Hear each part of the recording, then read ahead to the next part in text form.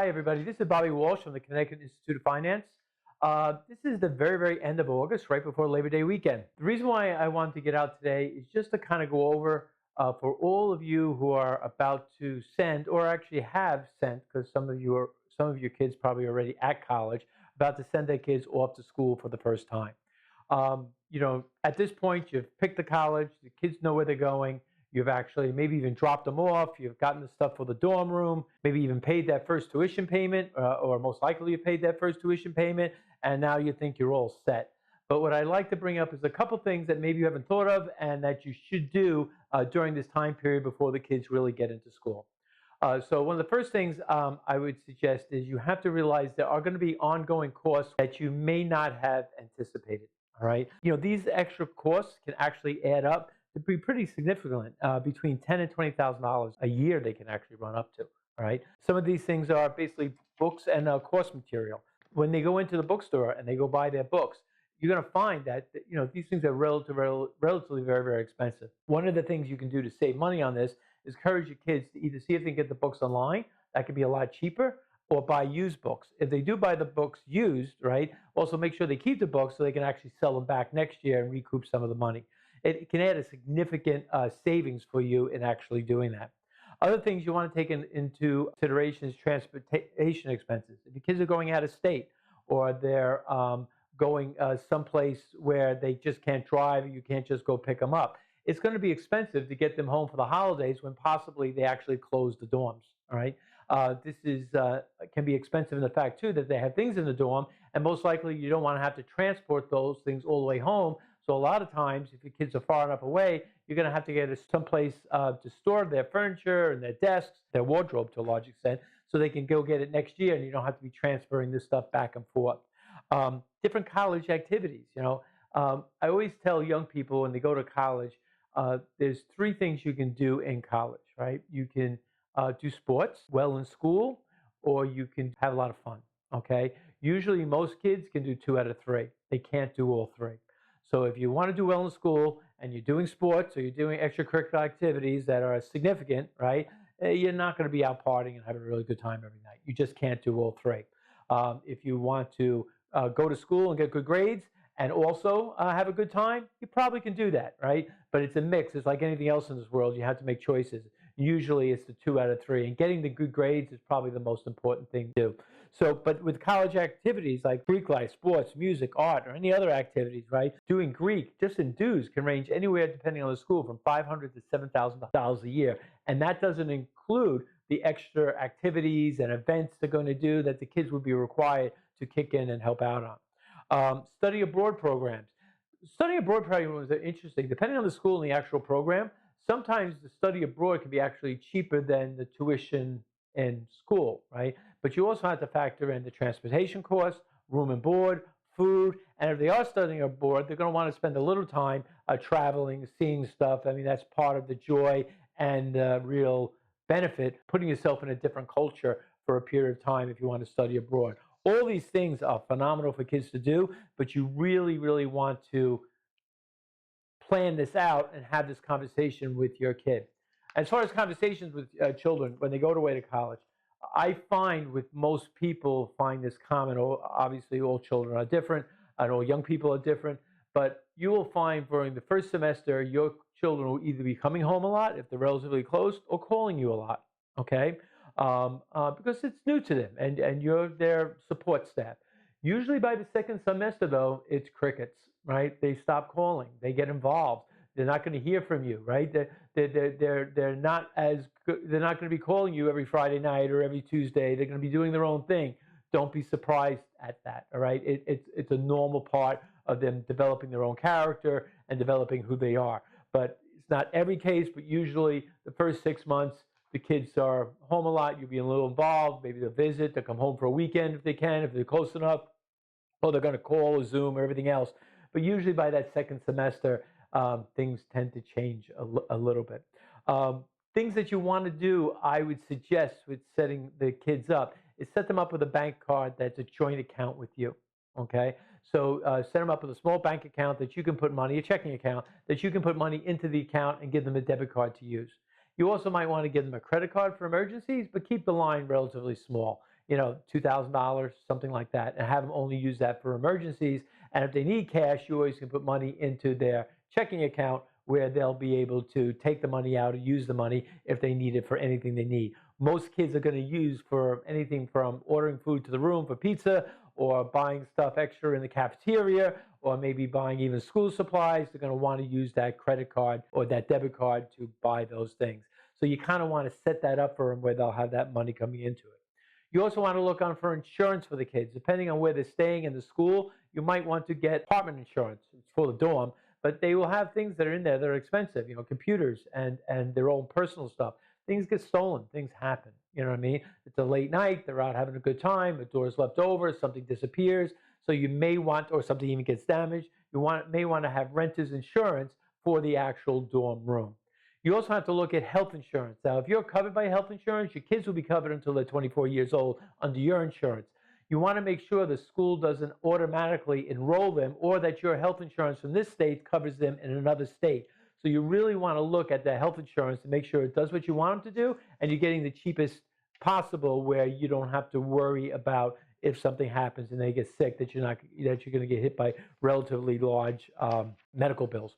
The other thing that and hopefully you guys have done this already, right now, one of the things that many times has shocked the parents is you're helping paying for their education. You've probably taken student loans out for them. They're 18 years old, but because they're 18 years old, in most states in the country, they're at the age of majority. They are adults. So what happens, even though you're paying for school, if you call up the school and say, hey, I haven't heard from my kid in about 2 months. Is he okay? Has he been going to class? How's his grades? They're going to tell you that they can't tell you, right? As an individual, they have privacy rights, okay? And those privacy rights does not allow the school to give you any information at all. So what I would recommend is to have your kids, right, go to an attorney, or you can even probably get it online, but I would suggest definitely going to an attorney and get a power of attorney and submit it to the school, okay? The power of an attorney will let you call up the school and find out what's going on with your child. You know what I mean? Is he going to class? Is he doing okay in school? What are his grades? What is he doing? Has he shown up at all? Most times you expect kids to go to school, but, this is the first time for many of them away from home. It can be very, very hard. You want to be there to help your child. You cannot help them unless you know they're in trouble. So you want to have that ability to check up on them. It's that old saying, trust but verify. I definitely suggest that you sign a power of attorney, which gives you access to any information from the school that you can call up. The other thing that you need that is separate from a power of attorney is a healthcare proxy. Once your children turn 18 years old, again, since they reach the age of majority, right, if they get sick, you can't really help them medically anymore. As a minor, you can make medical decisions for them. But if your child, is in a car accident, or falls down a flight of stairs, or hurts himself, or catches something and is in the hospital, they will do everything in their power to save your child's life. That's fine. They will do nothing to make your child's life worthwhile. So if he was in a car accident, or she was in a car accident and they were unconscious, they will do everything to save their life. But if they need a procedure to make them walk again, talk again, see again, or look like a normal human being, and it's not a life-saving procedure, they really are not allowed to do that. So, and if you go in, you don't have the right to make that decision for them. If you have a healthcare proxy, it allows you to make medical decisions for them if they're not capable of making themselves. This is an important document to have, okay? I would submit it to the school and also have it on you that in case something happens, you can go up to the school or up to the hospital and make those medical decisions for them. These are just little things that, in case of an emergency, that can really, really help you in trying to figure out and help your child get through this really next step in their life. Very exciting. It's a lot of fun. I hope you enjoy your children at school. I will also tell you, for your parents who have kids go away, in my opinion, if they're away at school and staying at school, they actually get a better, I believe, college experience for the child, and also many times for the parent. All right. Having adult children live at home can be very difficult. Okay. You're going to find this the first time they come home for their summer vacation, because they've been in school and going out and coming home when they want to, and having fun, and there has been no curfews, and they've been in charge of themselves, And now all of a sudden they come in and it's June and they go out with their friends and they don't show up to 2:30, 3 o'clock in the morning, and you're wondering where the hell they are. It's difficult for us as parents, you know what I mean? But it's easier when they're actually away for the year that you don't have to see that. You know, you don't need to know. You've raised them well. They're good kids, and hopefully they're going to be doing good things and not do anything that's too silly. But as young people, they should be doing some things that are silly. That's part of growing up, right? But it's hard for us as parents to let go. You know what I mean? But I honestly believe that this is something that you have to kind of be aware of and kind of deal with and try to manage that with your relationship with your child, because now they're not really, they'll always be your child, but now as an adult they have to start making their own decisions. If you have any questions about any of this stuff, if you want to go over on how the best way to handle this, or you would like your child to come in and possibly talk to me about how to handle finances, we can talk about that. We can also talk about how much responsibility your child should have in doing these things. Should they do a program where they're working at school? You know what I mean? Should they work after school to help pay for some of these things? Should some of the student loans be on them rather than just on you, so they have actually some skin in the game? These are all very, very personal and, I guess, not moral, but ethical questions on what you think your responsibility is as a parent and what you think your child's responsibility is. These are discussions that you should have with your child so that you can have everybody on the same page, so everybody knows what to expect. Being away can be very, very difficult for many, many children, right? It can be lonely. They don't know a lot of people. They're meeting new people for the first time. They can feel really lost to a certain extent, but they usually adapt, and this is part of growing up, so that's okay. But you want to be there to help them, and at the same time, you can't really smother them, right? So whatever it is, whatever they're doing, I wish you luck, all right? It's a difficult time, but it can be a very joyous and fun time also. If the children are living at home, it can be very fruitful, but it also can be a little bit more difficult because now you don't have that a break where they're now all of a sudden adults, because really, what's the difference when they were 17 and 11 months old where you were in charge, and now they're 18 and 1 month old and you're not? I mean, we have the economic tools to influence to a certain extent, but at the same time they will be adults, and going away to school make it easier. If they stay home, you really have to work on that change, that metamorphosis to adulthood with children. It can be relatively difficult. Children at college have a lot more time usually on their hands than children when they're going to high school. High school, you're taking a lot more classes. You got to spend a lot more time. Your time is much more regulated. Most kids are going to school either 3 days a week or 2 days a week. Okay, and they're taking maybe 4 to 5 classes, and if they're doing 3 days a week, that's 5 hours a day. You know what I mean? Now, rule of thumb, if the kid's spending 5 hours, basically, if you figure out, going to school 3 days, 15 hours in class a week, their homework should be about 15 hours. So that's long, but that's study time on themselves, disciplining themselves to actually do that. So the private study time usually is much more, okay, where the time in classroom is a little bit less. It's one of those adaptations that happen with college, and it's bunched. You know what I mean? If they're going to school, 2 days a week, and they're doing 1.5 hour classes, it works out to the same thing, and then they have off usually Monday, Wednesdays, and Fridays. It's interesting depending on your kids and who they are. Some kids like to have morning classes. When they first do it, they're going to find this out for themselves, where they want to knock out all their classes. They get up to a 7 o'clock class. And other kids, they don't want to roll out of bed until 10, 11 o'clock in the morning, and they'll go to class later on in the day and into the evenings. Nothing is right or wrong here. It's whatever your kids work and whatever they do that they find best for them. It's going to be a bit of trial and error. Again, if you'd like me to have a conversation with your children about it, happy to do that. It's very difficult for kids to do this. I think it's a little unfair. We ask children when they go to college to pretty much very quickly pick what they want to do for the rest of their life.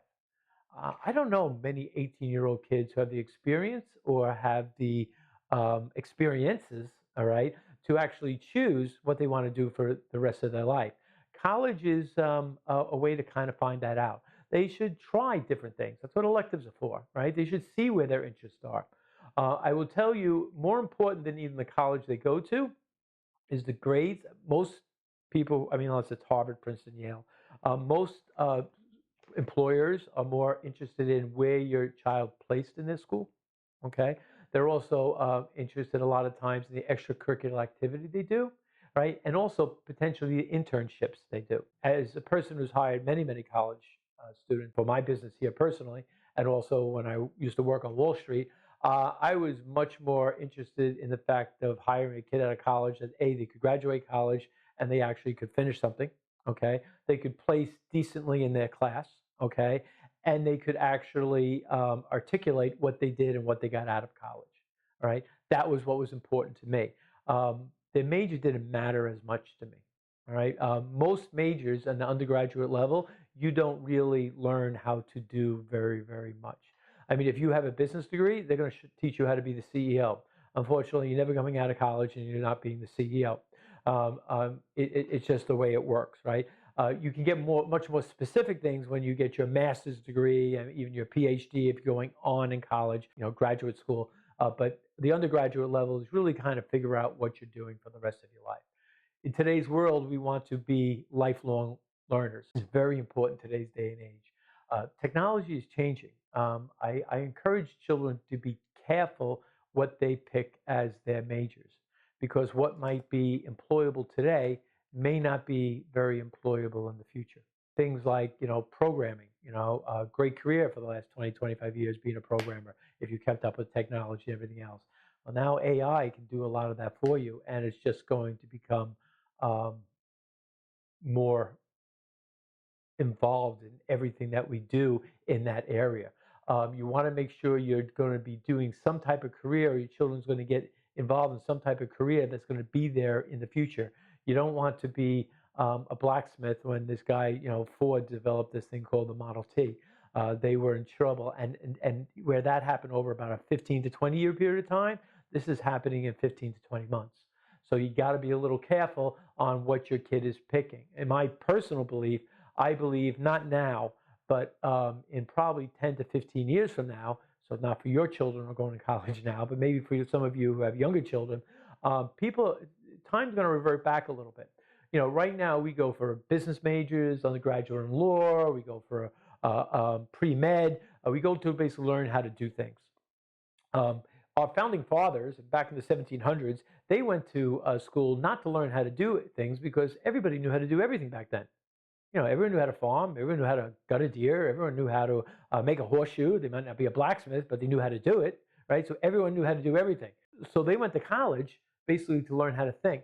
They took ethics, they took language, they took mathematics, which is just basically another type of language. They took philosophy, okay? It was definitely more of a liberal arts education.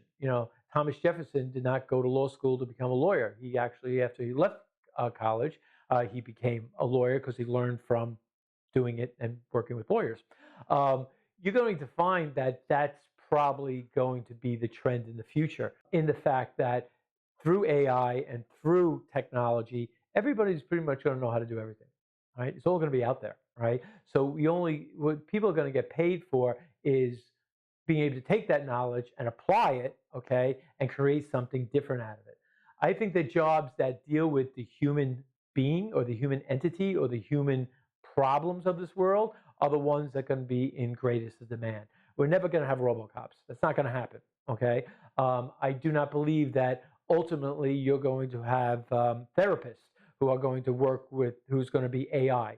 I mean, there might be some things in there like that. AI will assist, but in 15 years, things are going to change. So you want to kind of point your kids or have your kids start thinking about what is the future of the career they're going to bring. For example, I personally believe somebody who reads x-rays or MRIs, that's a job that most likely is going to go away because computers can do it more accurately, more efficiently, and not make any mistakes, and you don't get tired, and they're going to be right 99.9999% of the time and be quicker at it. Things that you have to take into consideration. So if you'd like to talk about this, and if you'd like to talk about where your kids are going, or if you'd like to bring your kid in, just have a conversation, I'd be happy to have that conversation with them. Sometimes as parents, and experienced it myself, you speak to your children, and it's a little bit like Charlie Brown's, teacher, wah, wah, wah, wah, wah. Sometimes coming from a third party can be a better wake-up call for the child. But happy to help if I can. Make an appointment if you'd like to come in. This is Bob Walsh. Enjoy your kids going to school. I hope they have a wonderful time, and I hope you have a wonderful time watching them grow into the people that you want them to be. This is Bobby Walsh of the Connecticut Institute of Finance. Thank you very much, and we'll see you next time.